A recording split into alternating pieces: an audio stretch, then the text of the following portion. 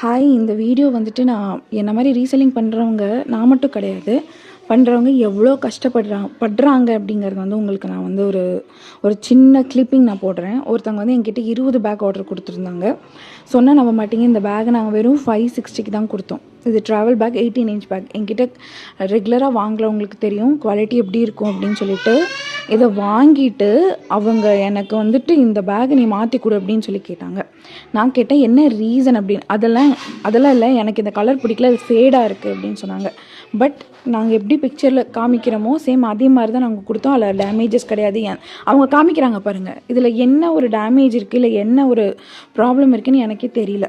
ஆனால் இதை நான் மாற்ற மாட்டேன், இதில் வந்து ப்ராப்ளம் இல்லை, நான் மாற்ற மாட்டேன்னு சொன்னதுக்கு அவங்க பேசுகிற பேச்சு மட்டும் நீங்கள் ஹாஸ்பிட்டலில் இருங்க, இல்லை என்ன வேணாலும் பண்ணுங்க, எங்கே வேணாலும் போங்க, அது உங்களோட பர்சனல் திங், உங்களுக்கு எதாவது ஆயிருக்கும் ஃபைன். ஆனால் இன்னொருத்தங்களை ஏமாற்றி பொழப்பு நடத்தினா இதோட கேவலமாக உங்களுக்கு உங்கள் எல்லாருக்குமே ஆக்சிடென்ட் ஆகி நீங்கள் இருப்பீங்க மேடம். ஏன்னா அவ்வளோ கேவலமாக ஜென்யூனாக அவள் பேசுகிறா. உங்களுக்கு அறிவே இல்லாமல் எப்படி மேடம் இப்படி இருக்கீங்க? இதெல்லாம் சோறு சாப்பிட்றீங்களா இல்லை என்ன சாப்பிட்றீங்க?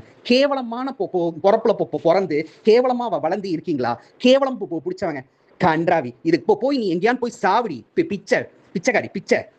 இந்த மாதிரி தரங்கெட்ட கேவலமான ஜென்மங்க கிட்ட நாங்கள் எவ்வளோ பேச்சு வாங்கிட்டு இந்த தொழில் பண்ணுறோம் அப்படின்னு நீங்கள் பண்ணிக்கோங்க. யாரையும் நாங்கள் ஏமாற்றலை, யாருக்கும் எந்த கஷ்டத்தையும் கொடுக்கல. ஈவன் ஒரு பேக் மிஸ்ஸிங்னு நானே வந்து முன்னாடியே சொல்லிட்டேன். அதுக்கு 560 நான் வந்துட்டு ரீஃபண்டும் பண்ணிட்டேன்.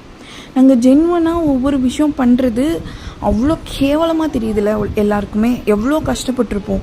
ஒரு ரூபா கிடைக்கிறது ரொம்ப கஷ்டம். அந்தாலும் எப்படி பேசுகிறான், நீ வந்துட்டு உன் குடும்பமே வந்து ஆக்சிடென்ட் ஆகி இதாகிடும் அப்படின்னு சொல்கிறான். எவ்வளோ கேவலமான ஜென்மமாக இருக்கும். இதில் யாருக்காவது ஏதாவது ஆச்சு அப்படின்னா அந்தால் பொறுப்பெடுத்துக்குவானா?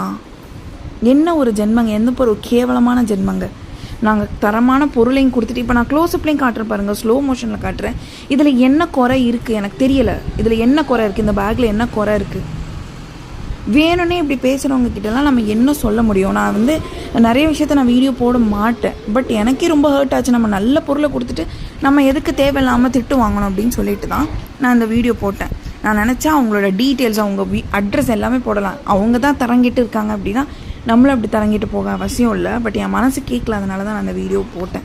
ஸோ ப்ளீஸ் மற்றவங்கள அண்டர்ஸ்டாண்ட் பண்ணுங்கள். இதில் என்ன குறை இருக்குன்னு எனக்கும் தெரில, உங்களுக்கு தெரிஞ்ச கீழே கமெண்ட்டில் சொல்லுங்கள். இந்த தைரியமானவங்க நான் பேச ஃபுல்லாக பிளாக் பண்ணிட்டு போயிட்டாங்க.